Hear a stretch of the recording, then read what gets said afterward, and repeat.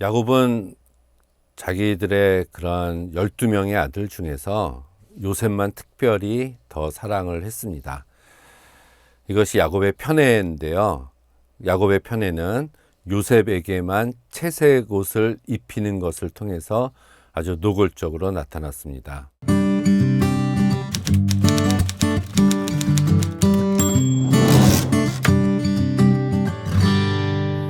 이 채색 옷은 발까지 내려오는 아주 화려한 겉옷이었고 여러 가지 색깔로 이루어져 있었고 장신구까지 달려 있었습니다. 그래서 화려했고 다른 사람들과는 구별이 되는 특징이 있었죠. 손으로 일하지 않아도 되는 사람들이 입는 옷이었습니다. 그래서 요셉은 일할 필요가 없다라는 것을 은연중에 이 옷을 입힘으로써 주장하고 있는 것이죠. 장신구가 치렁치렁 달려있는 옷을 입고는 일할 수가 없기 때문입니다. 여기서도 옷을 지었더니 라는 이 동사도 계속적인 의미를 담고 있는 와우 연속법인데요. 옷이 낡을 때마다 계속해서 그 옷을 새로 만들어서 주곤 하였다라는 의미입니다. 야곱이 이렇게까지 요셉을 사랑했다는 얘기가 되겠죠. 야곱의 편애는 결국 요셉이 아버지의 유산을 독차지해서 물려받게 될 것이라는 암묵적인 표현이었습니다. 이것을 형들이 알아차렸을 겁니다. 채색 옷을 입히는 것은 다른 형제들보다 위에 있는 자임을 공식적으로 드러내 보인 것이죠. 그래서 이러한 편애가 형들이 요셉을 증오하게 되는 원인이 됐습니다. 이러한 분위기 속에서 요셉은 형들의 범죄 사실들을 아버지에게 전했습니다. 이것은 요셉이 고자질했다는 것도 되고요. 또한 이 형들은 계속해서 나쁜 짓을 저지르고 다녔다는 것도 됩니다. 이처럼 자식들이 지속적으로 범죄 행위를 자행하고 있는 이 야곱의 집안은 평화로워 보이지 않습니다. 이들은 얼마나 형들이 요셉을 미워했는지 집안에서 만나더라도 인사조차 나누지 않았습니다. 피를 나눈 형제들이 인사조차 하지 않았다는 것은 이미 가족 공동체의 평화가 깨져버리고 만 것이죠. 이때 요셉은 꿈을 꾸게 됩니다. 이 꿈은 구약시대의 환상과 더불어서 하나님이 자신의 뜻을 나타내시는 계시 전달 방법 중에 하나였습니다. 오늘날 이 꿈이 특별한 가치를 가지지 못하는 것은 이미 완성된 성서가 우리 안에 있기 때문에 그렇습니다. 요셉이 꿈을 꿔서 그 형들에게 이야기를 하는데 그걸로 인해서 요셉은 더욱더 미움을 받게 됩니다. 근데 여기서 요셉을 소년이라고 성서는 표현하고 있는데 이 소년으로 번역된 이 나아르라는 이 히브리어는 어린아이를 뜻하는 말이 아니고요. 청년을 뜻하는 단어입니다. 엘리사가 대머리라고 놀렸던 소년들이 곰이 나와서 그들을 죽였다 이렇게 나오는데 거기서도 소년이 나아르가 쓰였고요. 그걸로 놓고 봤을 때 그들은 어린아이들이 엘리사를 놀린 게 아니라 청년들, 어른들이 엘리사를 놀렸다는 것이고 그것은 하나님의 선지자를 놀린 것이고 그렇다면 하나님을 경멸한 것이고 그래서 그들은 심판받을 수밖에 없었다는 얘기입니다. 똑같은 단어가 이 요셉에게도 쓰였는데요. 그렇다면 요셉이 17세에 성숙한 청년이었다는 얘기인데 우리 성서는 그것을 소년이라고 번역을 해놓고 있습니다. 청년이었지만 요셉은 유치하고 분별력 없고 자기 도취에 빠져 있는 성숙하지 못한 모습을 보여주고 있는 것도 사실입니다. 아마도 채색 옷을 입고 으스대면서 다녔을 거예요. 그가 꾼 꿈은 해석해 줄 전문가가 필요 없는 분명한 꿈이었습니다. 모든 사람들이 곧 알아차렸고 내용은 형들 위에 군림한다는 것이죠. 요셉은 이야기하고 싶어서 견디지 못하는 모습입니다. 그러면서 힘내라는 보다 볼지어다라는 말이 3번 이 꿈을 이야기하는 것에서 반복해서 요셉이 이야기를 하고 있습니다. 봐봐, 우리가 곡식단을 묶었는데 봐봐, 내가 묶은 곡식단이 우뚝 올라섰어.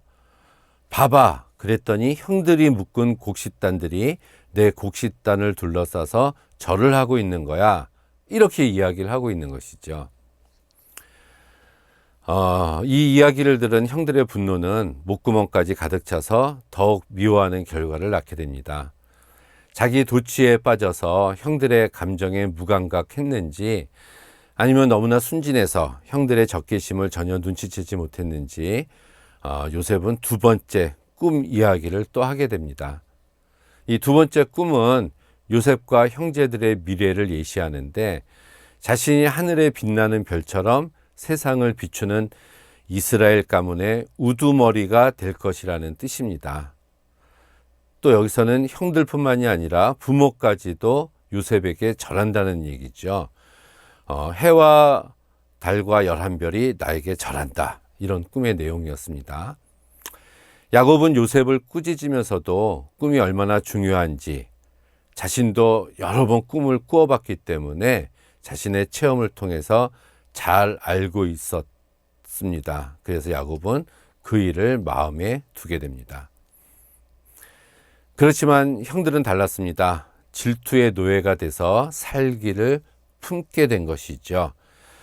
네가 만일 우리의 왕이 되겠느냐? 참으로 우리를 다스리게 되겠느냐?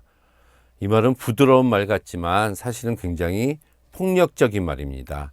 부정사 절대형으로 불신의 강도를 높여주고 구조 또한 반복적입니다. 그런데 이 동생이 형들을 다스린다는 이러한 모티브는 이미 에서와 야곱에서도 실현된 적이 있었죠.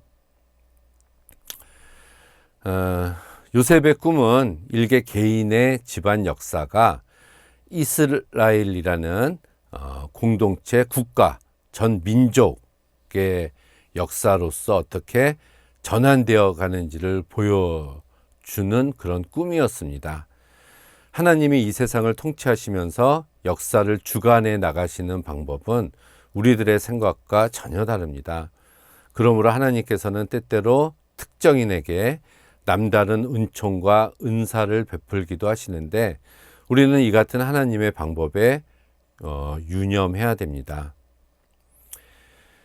자신보다 뛰어난 사람을 솔직히 인정해 주는 것만큼 용기 있고 어려운 일은 이 세상에 없습니다. 사람들은 너나 없이 잘났고 남들이 인정해 주던 인정해 주지 않던 자신만의 장점을 스스로 인정하면서 자신이 남보다 낫다고 생각하면서 살고 있습니다.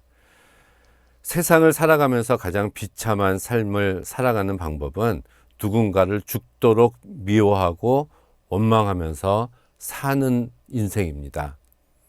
반대로 지혜로운 사람은 자족하는 사람이고 허탄한 곳에 정신을 빼앗기지 않는 사람입니다. 과도한 질투심은 상대에게 위협을 가할 뿐만이 아니라 자신의 정신 상태까지 황폐하게 만듭니다. 질투는 너무 부러워서 차라리 안 보고 싶은 마음이죠. 상대의 가치와 실력을 인정하고 싶지 않아서 속 좁고 편협된 마음에 담아둘 수가 없어서 차라리 안 보고 싶은 것이 질투입니다. 시기도 마찬가지입니다. 이 시기심보다 더 교활한 죄는 없습니다. 로마서에 죄의 목록 중에 이 시기가 등장을 하고 있죠. 불의, 추악, 탐욕, 악의, 그리고 시기, 또 살인, 분쟁, 사기, 악독이 가득한 자, 수군수군하는 자, 비방하는 자, 죄의 목록들입니다.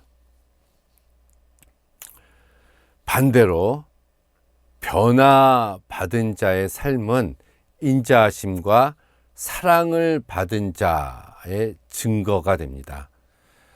전에는 어리석고 불순종하고 악의와 시기 속에 살며 증오하며 서로 미워하는 자들이었지만 인간을 향하신 우리 구주 하나님의 인자하심과 사랑이 나타난 후에 이렇게 변화된 자는 시기와 질투가 아닌 하나님의 인자하심과 사랑이 우리 속에 나타나서 사는 삶을 뜻합니다. 이렇게 요셉의 형들처럼 이렇게 동생인 요셉을 끊임없이 시기하고 질투해서 죽이려고 하는 분노의 마음을 절대로 변화된 자는 품을 수 없는 그런 마음임을 우리는 다시 한번 생각해 보게 됩니다.